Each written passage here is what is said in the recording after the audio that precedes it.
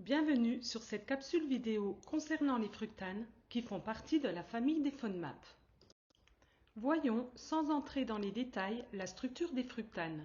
Ce sont des chaînes de sucre constituées de plusieurs molécules de sucre simple, notamment de fructose et de glucose.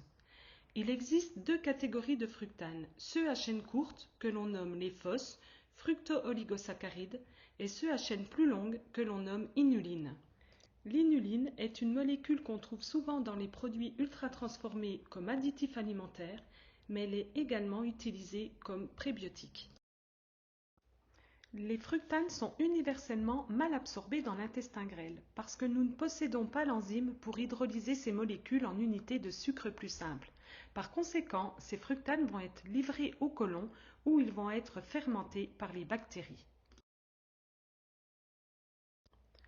Chez les personnes ayant une hypersensibilité viscérale, cette fermentation peut entraîner des douleurs abdominales, des crampes, des ballonnements et des gaz, des troubles du transit et des reflux gastro-œsophagiens. On retrouve des fructanes en grande quantité dans les aliments à base de blé, comme le pain et les céréales.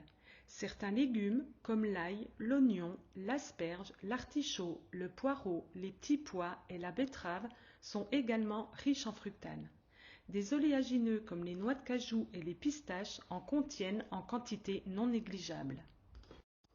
Il est important de rappeler que les fructanes sont des prébiotiques. Cela signifie qu'ils ont un rôle important dans le maintien de notre santé intestinale.